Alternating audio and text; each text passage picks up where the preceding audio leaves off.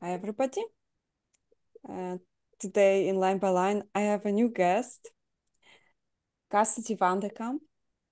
Hi, Cassidy. Hi. Oh, how are you? I'm good, thank you. How are you feeling today? Yeah, good. Tired. I stayed up way too late last night, but It's I'm ready for nice. this. Okay, so the song we're analyzing is The Artist by Sarah Sparks. Mhm. Cassidy, why did you pick it? Sarah Sparks is actually one of my favorite artists. I find her so interesting. Her voice is beautiful, but the way that she designs her albums, I think, are really interesting as well. The first album she ever released was all based on Chronicles of Narnia songs. So you had all of these sort of different songs based on different books and different characters. And I love C.S. Lewis. And the first time I heard it, I didn't fully connect that it was C.S. Lewis. And then the more that I listened, I was like, oh, and that was really interesting. And this song that the album came from, it's also from a book. I forget the name of the book, but it was basically the theme of the album. Each song is a different song about the identity of God, but from a different perspective. So you have like the composer, the giver, the gardener, and this one is obviously the artist. And I thought that one was particularly interesting because as of late, I've been really interested in the idea of art and the way that it shapes us and frames us. And yeah, well, I guess we'll get into it, but I thought it would be a good one to talk about. Oh, wow. It's nice. I, Yeah. I also like that idea that in art, people through symbolism kind of reach out to others, but also to God. Yeah. Well, yeah, I mean, it becomes this sort of reflection. I mean, well, I'm a Christian, so I think in some ways everything that we see is this reflection of God or um, something higher. But yeah, I think in art there's this language that speaks and cuts through a lot of things that words don't always just like conversation doesn't always get to. And so yeah, I thought the song was really beautiful, and I think it kind of, we can get into it, but it sort of flips some things on its head in the idea of what beauty is and what uh, like a true masterpiece might look like. Yeah. Okay, so the first line, on the day I met the artist, like medium that speaks to man, I said, please reveal your glory as the paint drip from your hand. Use the brightest of the pigments, the most beautiful of hues, but the first stroke was a dark shade of blue. Yeah. So, yeah, I think it's just like a really interesting perspective. I think particularly like you're looking, if you're, I mean, and it's even beautiful in the way that she structures the album, right? Because you go through all of these different ways that we can see God and these different struggles that we have within the idea of what it is to wrestle with God and our perception of Him. And so I kind of like this idealistic sense of like you meet this artist, and artists are these arbiter of beauties, right? Like they create beauty, and the desire is use the brightest pavement, like the most beautiful hues, yet there's this like darkness is the first thing you're struck with, and it like reverts your expectations of wait, what's happening. What are your sort of initial thoughts about it?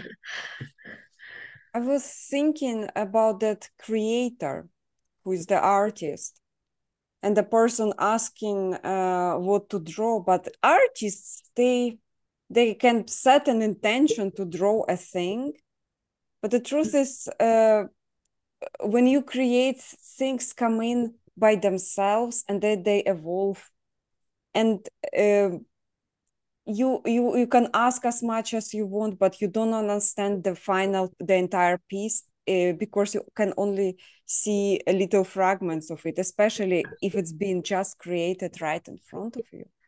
Mm-hmm. So the first stroke was dark shade and blue. uh, that's probably how the artist starts his work, and Mm-hmm. that word stood out to me, but it's like, why? Right.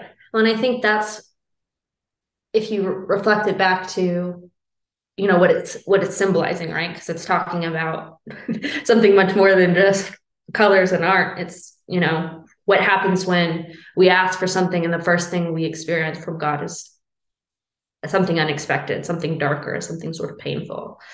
And I think we experience that. I think pain pain is an experience for us far more often than we would like. Not that it doesn't teach us something or that we can't have a good attitude about it, but there is this idea of the evil, the pain in the world and how we deal with it. And I think there's that question of why? Why start with this? And I just feel like it's such a human question. Yeah, it's really human to expect the best, and that I have a mindset where I kind of hope for the best, but each time the darkness comes, like, yeah, I knew it. It's like that the inner already acceptance of the incoming darkness. It's the creation that each time the thing unfolds comes more with curiosity.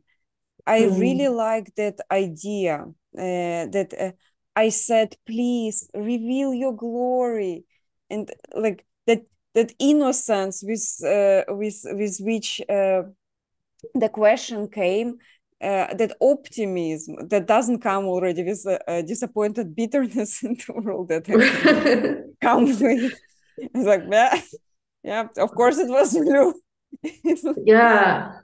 So I could see that untainted optimism in those lines, which I love. Yeah.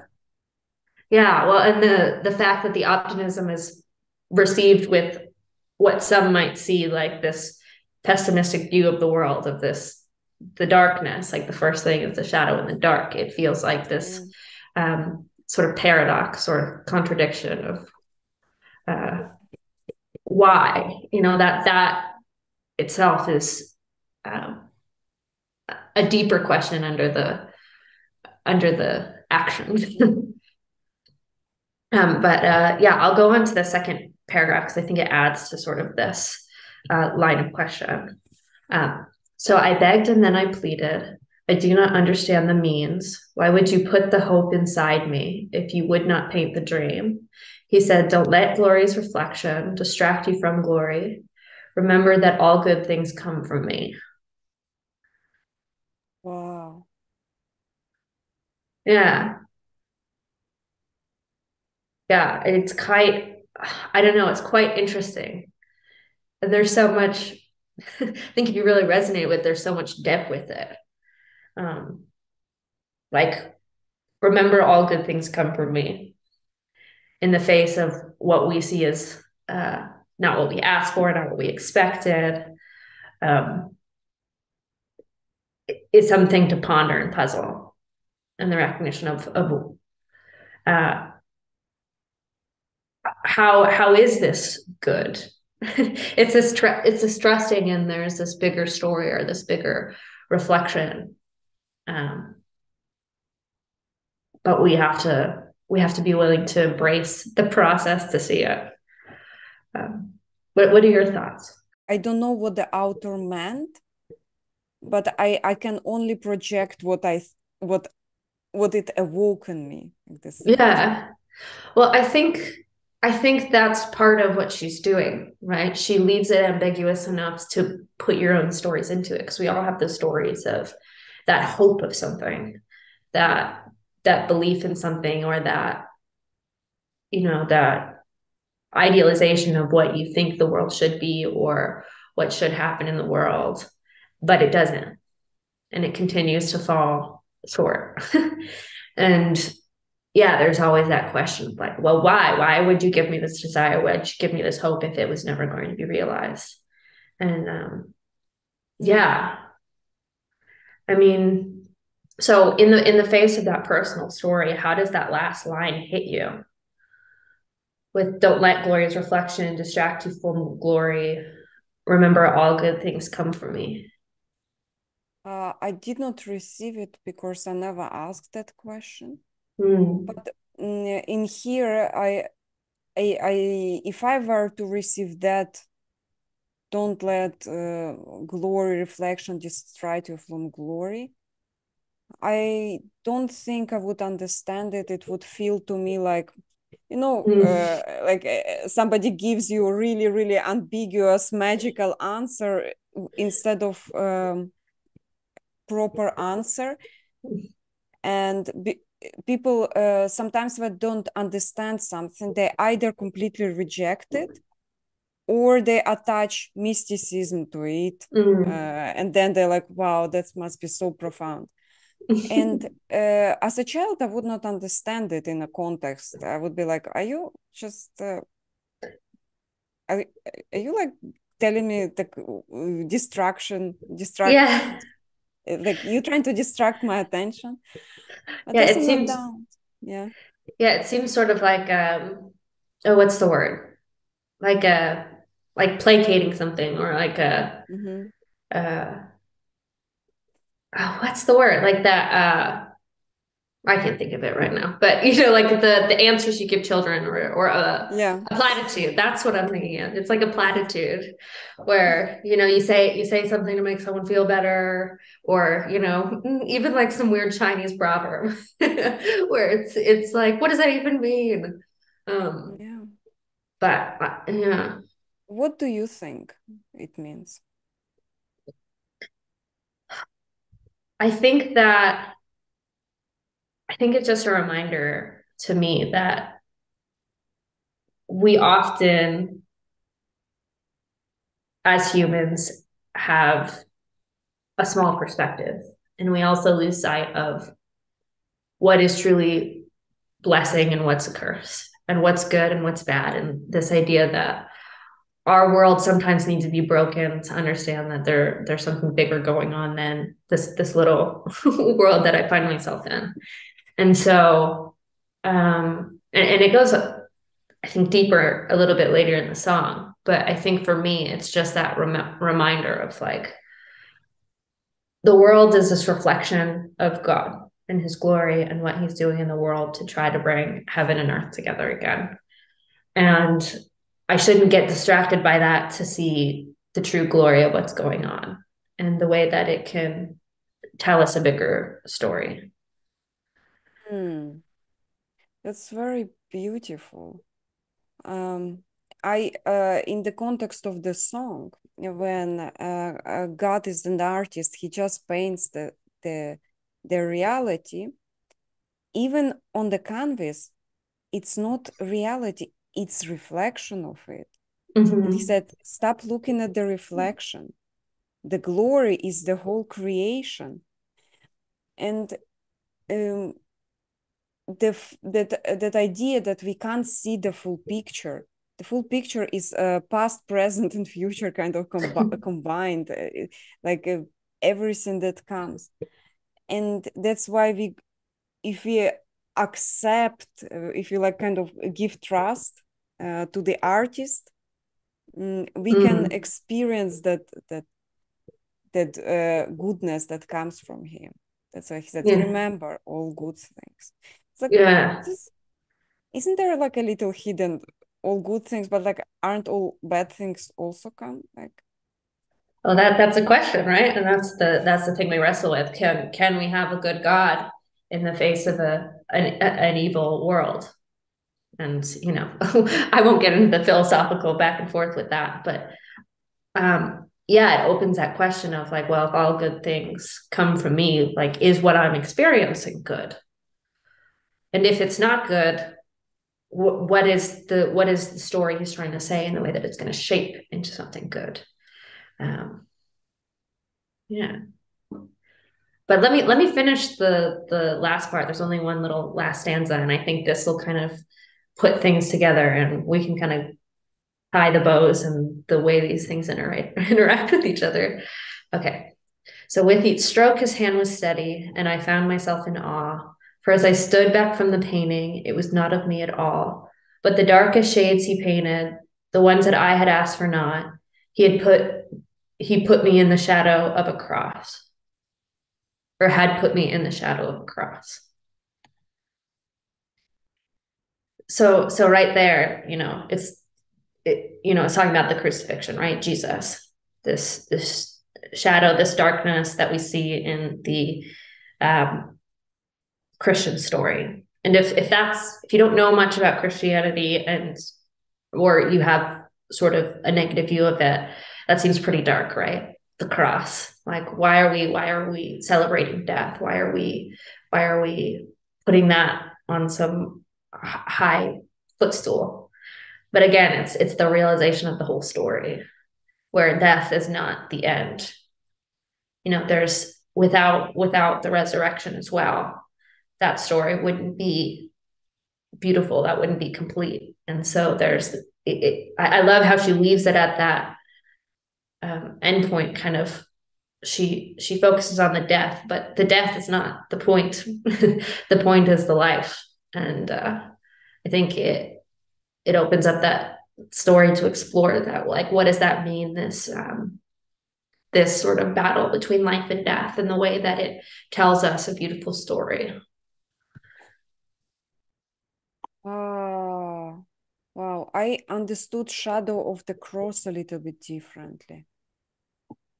Tell me how you interpreted it.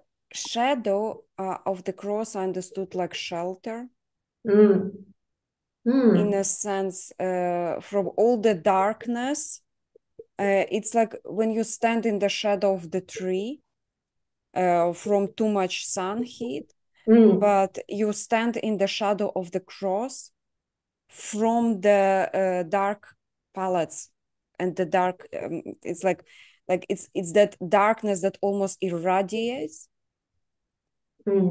So I felt like, so Jesus died for our sins, and cross is symbol of that, and all this kind of puts her in the shadow of the cross. It's like the whole idea. I wondering, how does she mean being in the shadow of something?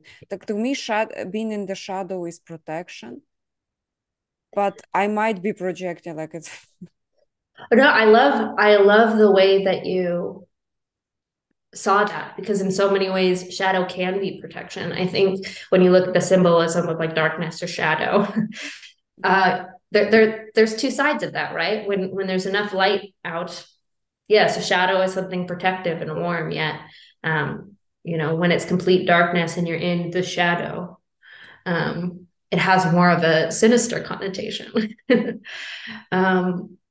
But yeah, I mean, I think that's something kind of beautiful too, because in the shadow of the cross, there is sort of this protection as well, where there's that safety and the reminder that even in the darkness and the death, there is a bigger story to it, and so there does become this sort of protection side of it. And I'm an Eastern Orthodox Christian, and so the way we often see the cross. Oh, great.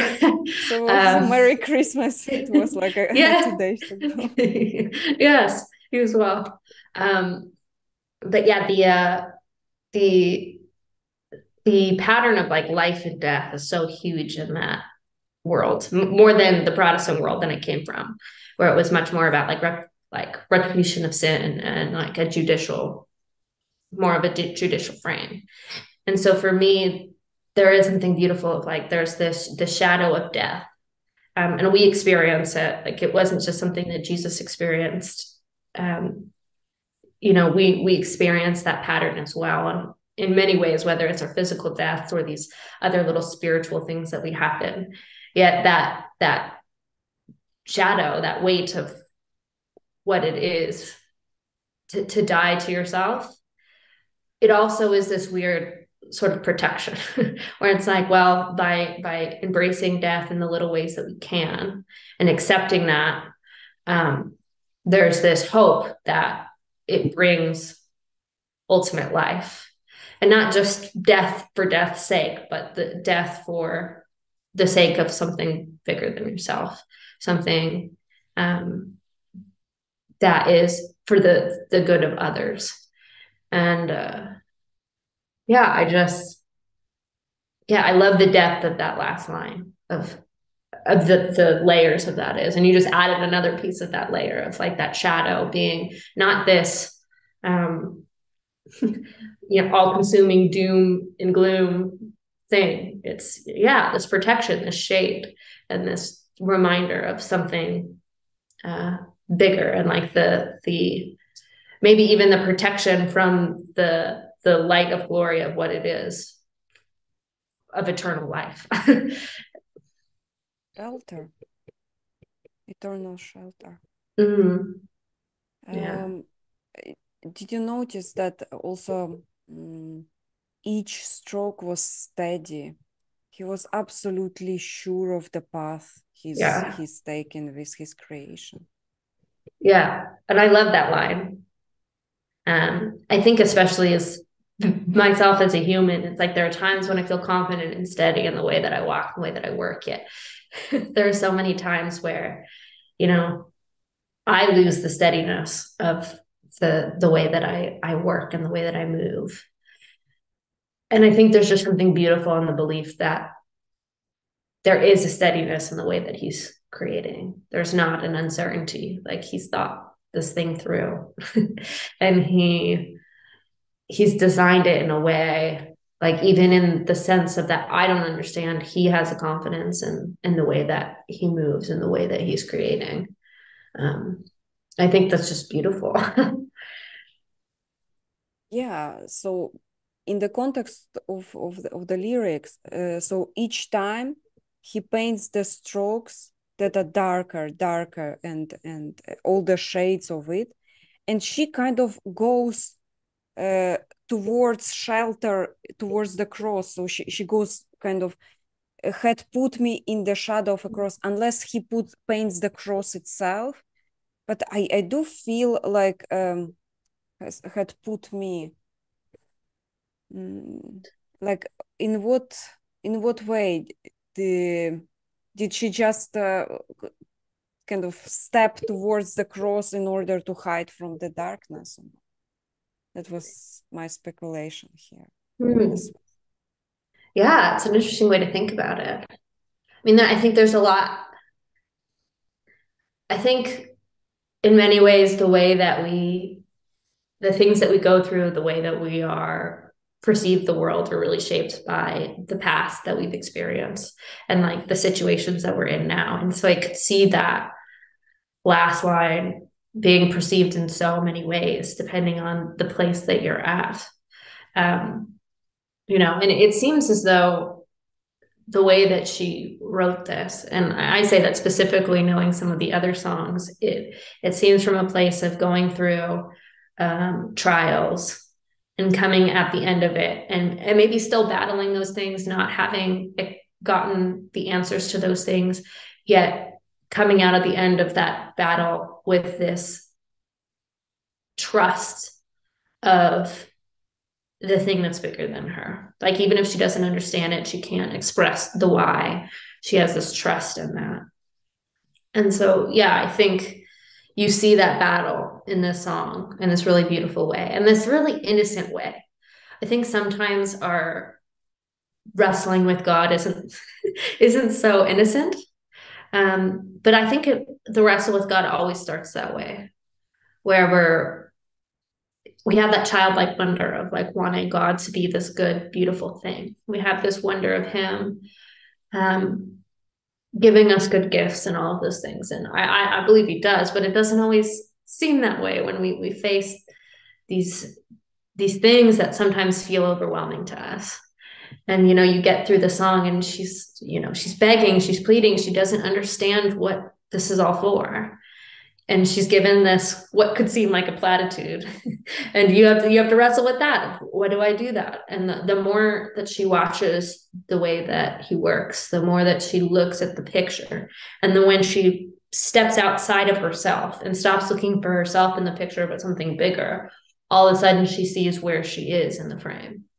She sees the purpose of the frame, the purpose of the darkness. And the way that it shapes a bigger story. And I think that's just very beautiful.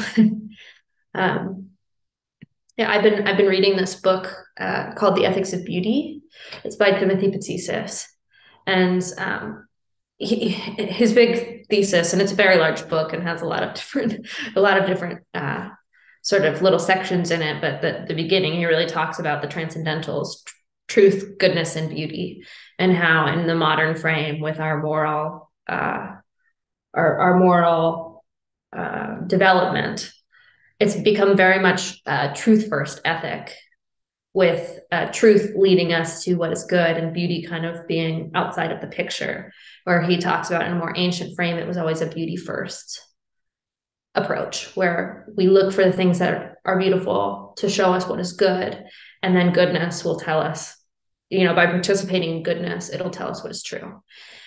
And I think that shift in the way I see things, and in putting aside this truth first mentality for a beauty first, opens up the world in this way, and his sort of definition of what beauty is, because it can be very hard to identify what is actually beautiful, because we have all of these different perceptions of what is beautiful. And it is, in some ways, beauty is somewhat of a subjective mode of not everything that's beautiful to one person is beautiful to another. But his sort of definition, coming from this Orthodox Christian frame, is that beauty is anything that develops both the cross but also the resurrection. And I think that is such a beautiful way to define beauty, because even if you're not a Christian, or you're a secularist, we can all say that life is something worth pursuing. And so death and darkness only becomes beautiful if it can flip something on its head and bring life. And we can see that in the patterns of nature. We have these different seasons, right? And they reflect they reflect so much in the human experience. And there's so much art that's all based around seasons. But I look at flowers, right? There's this beauty to them where they die and they go into these seasons of dormation. Yet we always have that hope that they will again come back and show their beauty. And there's these cycles of life and death. And I think that is something that is very helpful in kind of understanding the darkness in the world of, like, it is darkness and death, but it becomes beautiful when it flips on its head and can bring life. And I think almost anything can. Flowers need to die in order to grow more flowers. So Yeah. it's like it's necessary. Yeah. Well, and even in sort of like farming, Sarah has this other song called The Gardener, and it's very similar in frame to this, where she's got this hope. She's planted these seeds of hope, yet it's not growing. And she's questioning, why would you give me this thing and then take it from me? And in that whole process of the gardener, it's the recognition that, well, sometimes when you're growing something, particularly that you want to last and give life and give food, you have to prune it. You have to cut it down to help it grow stronger. Yeah, I just think I think it's just a beautiful way to look at it. And I think when you start looking at that way and reflecting it in the way that we look at nature and the way we participate with other things, it helps ground you in the moments when things aren't so easy, and things aren't the way you perceive that they should be. And yeah, I don't know. I think there's just that joy in taking things that are seemingly bad or dark or unpleasant, and the recognition of the path to what it can lead to the beautiful. So you said in the second, another song, The Gardener, she had the same structure where she asked why to God, And the God still responded, you don't see the entire picture. You have to see the entire picture. You have to understand how Earth works, Yeah, what you I need to don't. do for it. Yeah, I'm trying to remember. I don't even know if she gets an answer in that song. Oh, Um, uh, I'll look up just the a lyrics real struggle, quick. right? Yeah, there's a struggle where it's like you planted these seeds of this thing that's hopeful for me. Here, I'll just read the beginning of that song because it's Yeah. also a beautiful song. So you tilled at my heart and then planted a seed. With time it watered and sprouted a dream, granted me sight so I could see a need, but why let me see it, then take it from me? Why let me see it and take it from me? And then like the second paragraph, in the sad hour at the end of each day, my fingers remember well how to point blame. So I look at the sky and again I will say, why let me taste it and take it away? Why let me taste it and take it away? And so there, yeah, there's that struggle of like, you have this hope, why would you take it away from me? And then there's that very human reaction to blame. Why would you do this to me? Um, so yeah, and the song itself, she doesn't actually get an answer from the gardener. Yet through the process of it, she learns to trust the shears, right? This is I'll read one more line from it because I think it's really beautiful. But God the gardener, when the autumn comes, I will not seasons fear. With the pruning, a branch is stronger. I will learn to love the shears. So it's kind of beautiful where it doesn't even need an answer in words. It's that experience of going through the seasons and the recognition of the dying and the living and the pruning, that you get this idea of like, well, I learned to trust this because ultimately you recognize that a lot of the things, a lot of the negativity that you've experienced, a lot of the darkness that you face, is teaching you something. And you put yourself in the right frame. You have so much power to turn it into something beautiful. Like God wants that to be what happens. He wants to turn the things that are negative into beauty. And yeah, I don't know. What are your thoughts about it all? I I think I understand Sarah a little bit more now. Mm. And you, Cassidy. Yeah. That youth as well, where you rebel a little bit against that, but why? I don't understand it. Why? Somehow people learn acceptance with time. At some point they just don't even ask why, but that seeking to understand that love of the world, and I just planted those seeds. Why would you? And by the end she comes to the acceptance Mm. stage, which is in a way growing up, ironically to the garden analogy. So she grew up herself Yeah. somehow. Yeah. I mean, I look at myself in my life. There's a part of me that's somewhat rebellious, but I think when it came to God, I was never that rebellious.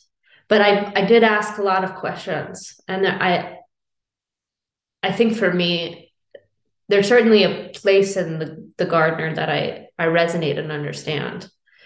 Um, Particularly in the places where my life did not come to the fruition that I thought it should.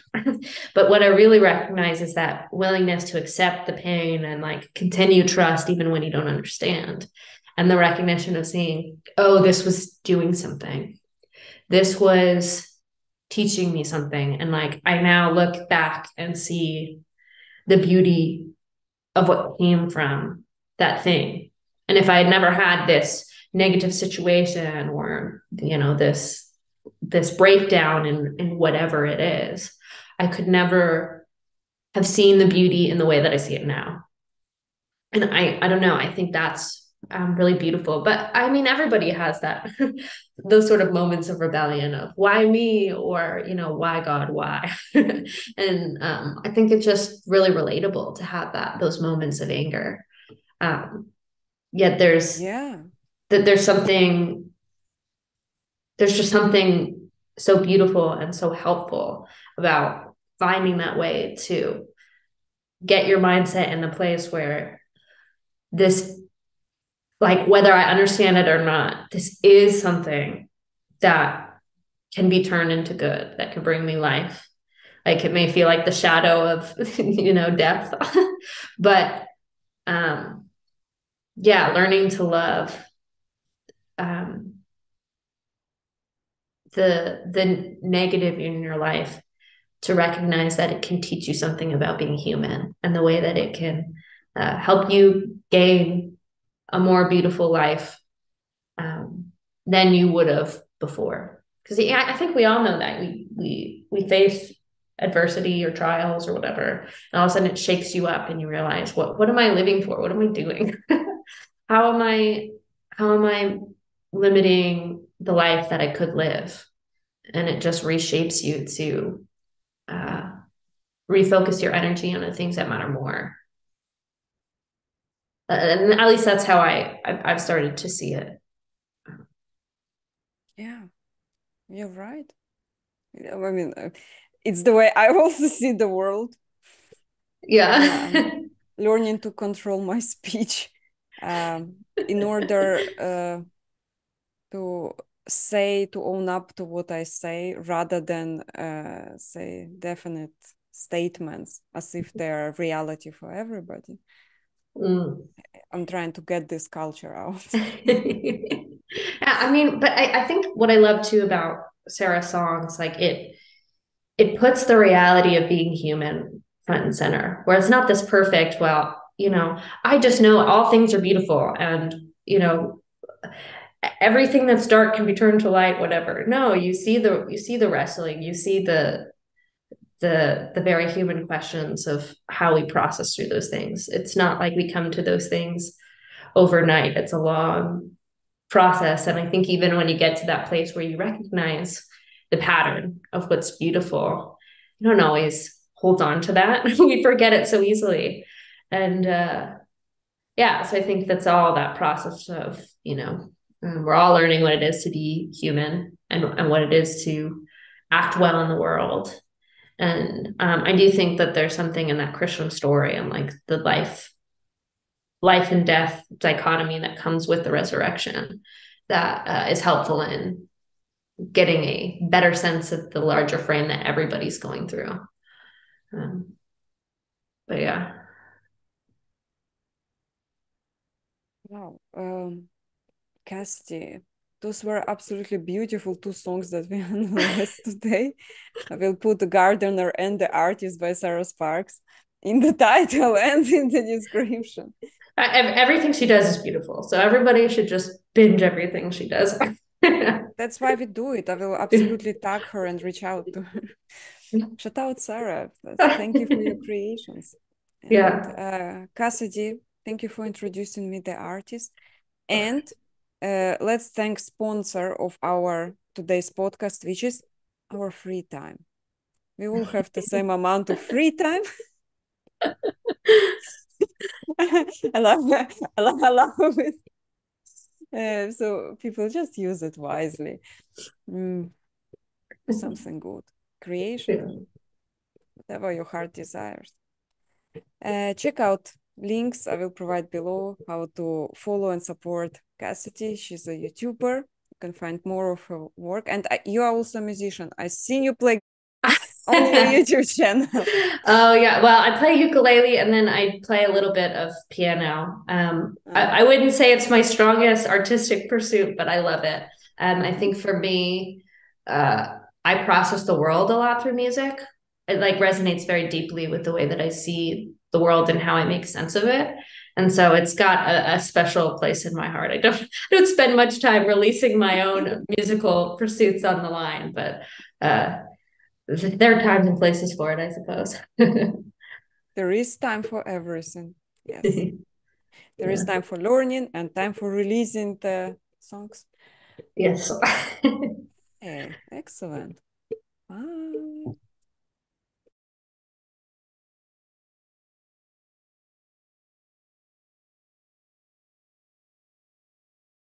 And yeah, I Oh think yeah. it, yeah, I think it just, oh, go ahead, go ahead. No, no. Oh, I was agreeing with you. I'll cut that part out.